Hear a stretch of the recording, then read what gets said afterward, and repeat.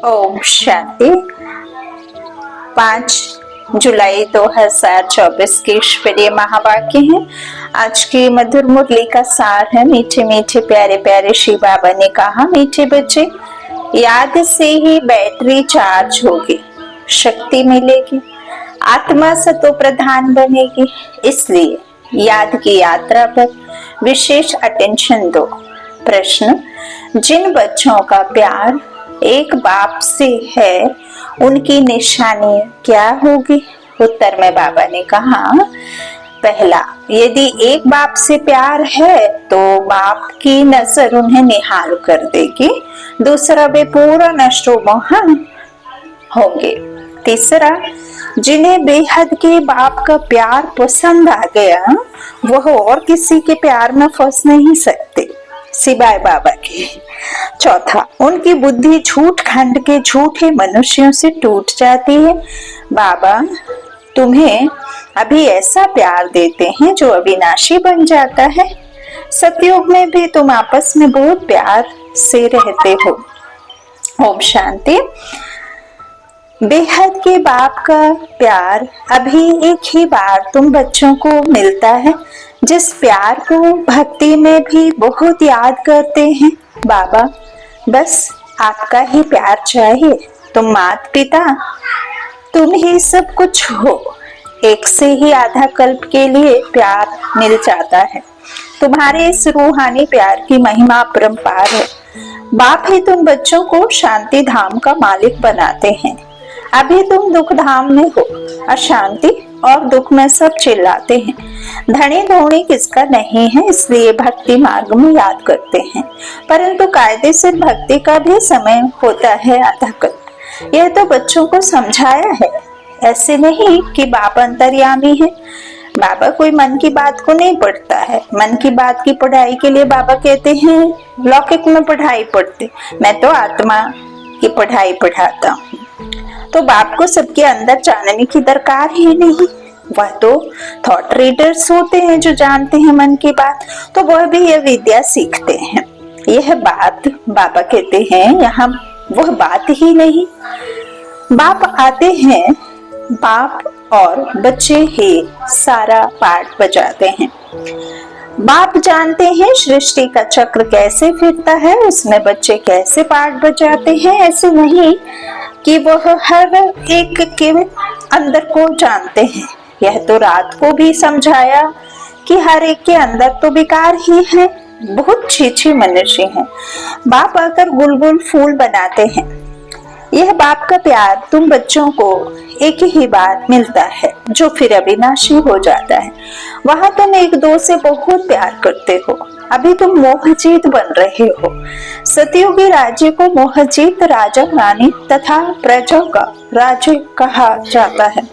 वहां कभी कोई रोते नहीं, दुख का नाम नहीं। तुम बच्चे जानते हो बरोबर भारत में हेल्थ, वेल्थ और हैप्पीनेस था। अब नहीं है, क्योंकि अभी रावण राज्य है। इसमें सब दुख भोगते हैं। फिर बाप को याद करते हैं कि आकर सुख शांति दो, रहम करो। बेहद का बाप है रहम दे। रावण है बेरहम करने वाला, दुख का रास्ता बताने वाला।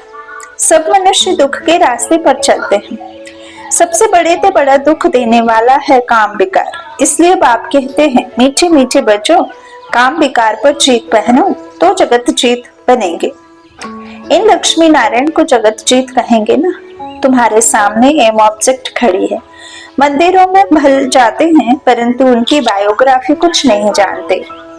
जैसे गुड़ियों की पूजा होती है, देवियों की पूजा करते हैं, रचकर खूब श्रृंगार कराकर भोग आदि लगाते हैं, परंतु वह देवियां तो कुछ भी खाती नहीं। उसमें तो अभी जान है ही नहीं। खा जाते हैं ब्राह्मण लोग। क्रिएट कर फिर पालना कर विनाश कर देते हैं। इसको कहा जाता है अंधश्रद्धा। सतयुग में यह बातें होती नहीं। यह सब रस्म रिवाज निकलती है कलयुग में। तुम पहले एक शिव बाबा की पूजा करते हो, जिसको अव्यभिचारी राइटिस पूजा कहा जाता है। फिर होती है व्यभिचारी पूजा। बाबा अक्षत कहने से ही परिवार की खुशबू आ जाती है। तुम भी कहते हो ना, तुम माता पिता हम बालक तेरे।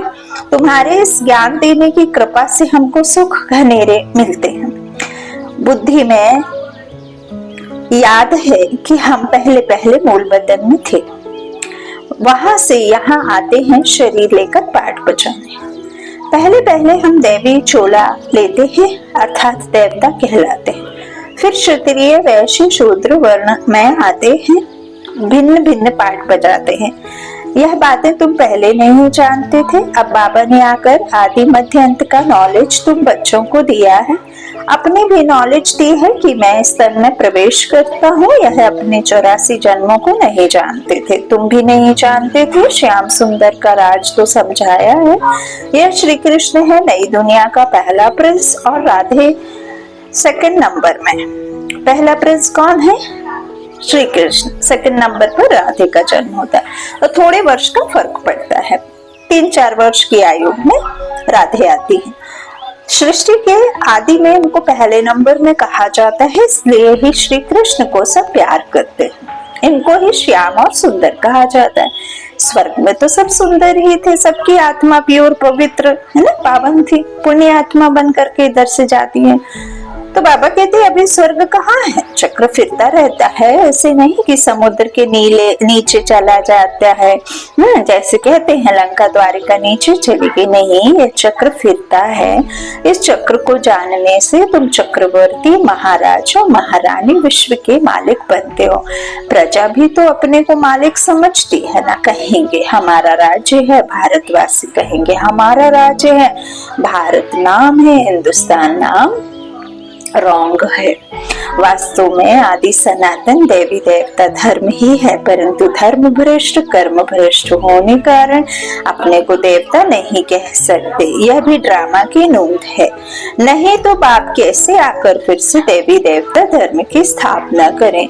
आगे तुमको भी इन सब बातों का मालूम नहीं था, अब बाप ने समझाया। ऐसा मीठा बाबा, उनको भी फिर तुम भूल जाते हो। सबसे मीठा है ना, सबसे मीठा बाबा है ना।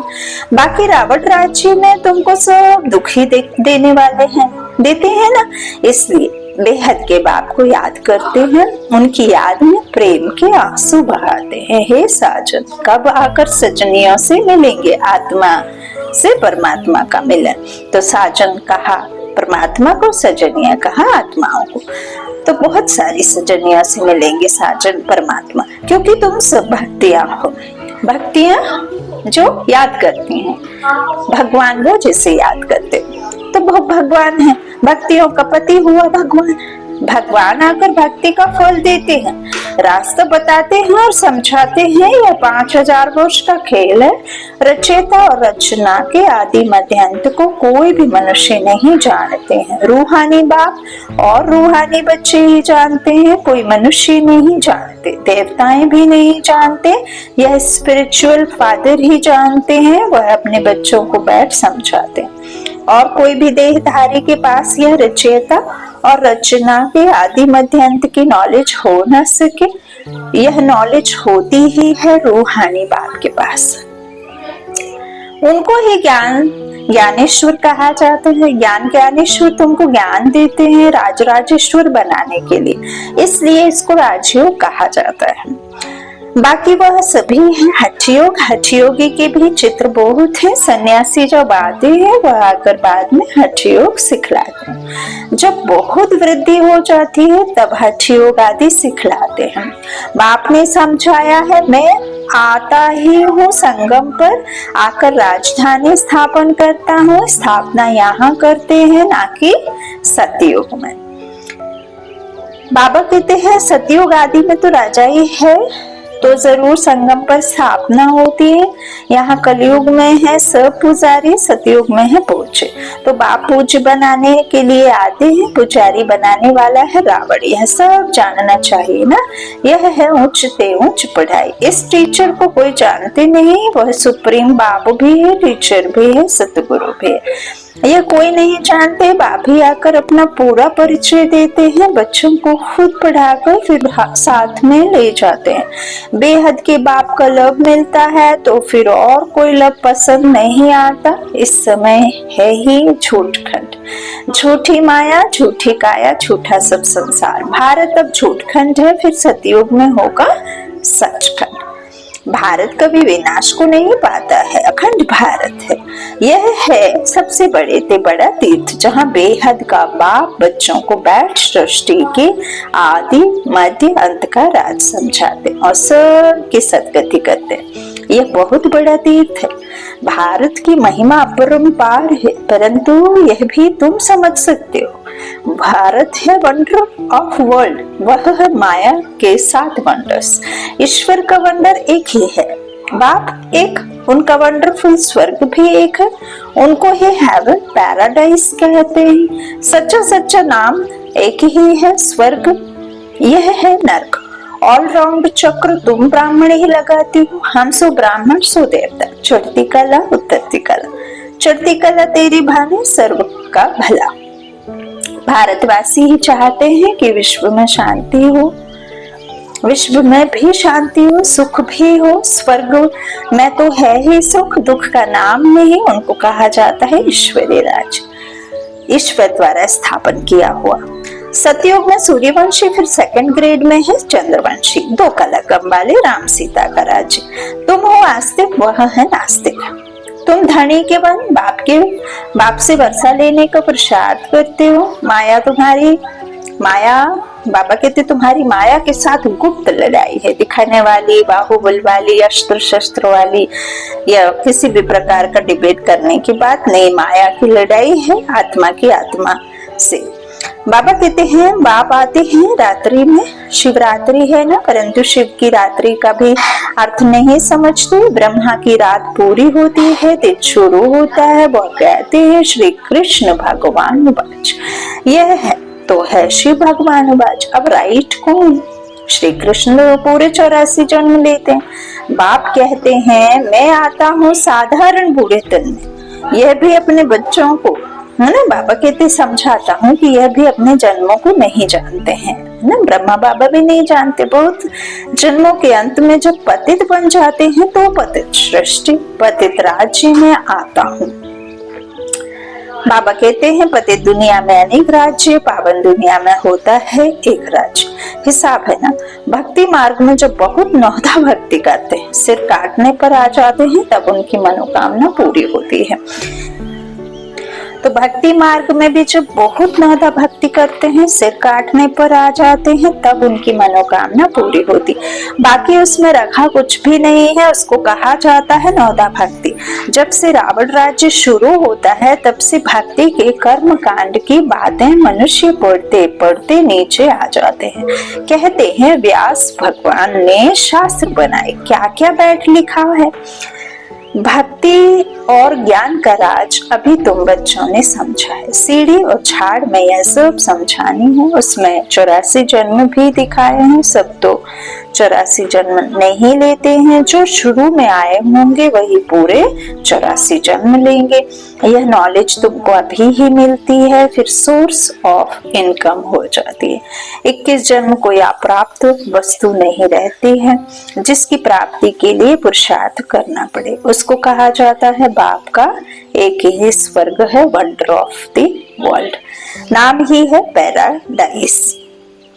उनका बाप मालिक बनाते हैं, वह तो सिर्फ वंडर दिखाते हैं, परंतु तुमको तो बाप उसका मालिक बनाते हैं। इसलिए अब बाप कहते हैं निरंतर मुझे याद करो, सिमर सिमर सुख पायो, कलह कलेश मिटे सब, तन के जीवन मुक्ति पाद पाओ। पवित्र बनने के लिए याद की यात्रा भी बहुत जरूरी है। मन मन भव तो फिर अंतमति सो गति हो जाएगी। गति कहा जाता है शांति धाम को। सदगति होती है यहाँ, सदगति के अगेंस्ट होती है दुर्गति। अभी तुम बाप को और रचना के आदि मध्यांत को जान गए हो। तुमको बाप का लव मिलता है, बाप नजर से निहाल करते हैं। सम्मुख आकर ही नॉलेज सुनाएंगे ना, इसमें प्रेरणा की तो कोई बात ही नहीं है। बाप डायरेक्शन देते हैं, ऐसे याद करने से शक्ति मिलेगी। जैसे बैटरी चार्ज होती है ना, या मोटर है, इसकी बैटरी डल हो गई है, शरीर रूपी मोटर की बैटरी जो है आत्मा, वो डल हो गई है। अब सर्वशक्तिमान बाप के साथ बुद्धि का योग लगाने से आपकी इस डल हुई बैटरी की जो शक्ति है वो बढ़ जाएगी, रिचार्ज हो जाएगी। तो योग लगाने से फिर तमो प्रधान से सतो प्रधान बन जाएंगे, बैटरी चार्ज हो जाएगी। बाप ही आकर सबकी बैटरी चार्ज करते हैं। सर्वशक्तिमान बाप ही है, यह मीठी मीठी बातें बाप ही बैठ समझाते हैं। वह भक्ति के शास्त्र तो जन्म जन्मांतर पढ़ते आए हो। अब बाप सब धर्म वालों के लिए एक एक ही बात सुनाते हैं, कहते हैं अपने को आत्मा समझो, बाप को याद करो तो तुम्हारे पाप क्या होंगे, कट जाएंगे। अब याद करना तुम बच्चों का काम है, इसमें मूंझने की तो बात ही नहीं है। बाबा कहते हैं पतित पावन एक बाप ही है, फिर पावन बन सब घर चले जाएंगे। सबके लिए यह नॉलेज है, यह है सहज राजयोग और सहज ज्ञान। अच्छा, मीठे मीठे सिकिलते बच्चों प्रति माता पिता बाप दादा का याद प्यार और गुड मॉर्निंग। रूहानी बाप की रूहानी बच्चों को नमस्ते। हम रूहानी बच्चों के रूहानी माता पिता बाप दादा को याद प्यार और गुड मॉर्निंग। शुक्रिया बाबा, शुक्रिया। धारणा के लिए मुख्य सार है। पहला, बाबा ने कहा सर्वशक्तिमान बाप से अपना बुद्धि योग लगाकर बैटरी चार्ज करनी है, आत्मा को सत्व प्रधान बनाना है। याद की यात्रा में कभी मूंझना नहीं है। दूसरा, पढ़ाई पढ़कर अपने ऊपर आप ही कृपा करनी है, बाप समान प्यार का सागर बनना है। जैसे बाप का प्यार अविनाशी है, ऐसे सबसे अविनाशी सच्चा प्यार रखना है, मोहजित बनना है। वरदान, महसूसता की शक्ति द्वारा मीठे अनुभव करने वाले सदा शक्तिशाली आत्मा को यह महसूसता की शक्ति बहुत मीठे अनुभव कराती है। कभी अपने को बाप के नूरे रत्नात्मा अर्थात नयनों में समाये हुई श्रेष्ठ बिंदु महसूस करो। कभी मस्तक पर चमकने वाली मस्तक मणि, कभी अपने को ब्रह्मा बाप के सहयोगी राइट हैंड ब्रह्मा की भुजाएं महसूस करो, कभी अव्यक्त फरिश्ता स्वरूप महसूस करो। इस महसूसता शक्ति को बढ़ाओ तो शक्तिशाली बन जाएंगे। फिर छोटा सा दाग भी स्पष्ट दिखाई देगा और उसे परिवर्तन कर लेंगे। स्लोगन, सर्व के दिल की दुआएं लेते चलो तो आपका पुरुषार्थ सहज हो जाएगा। ओम शांति।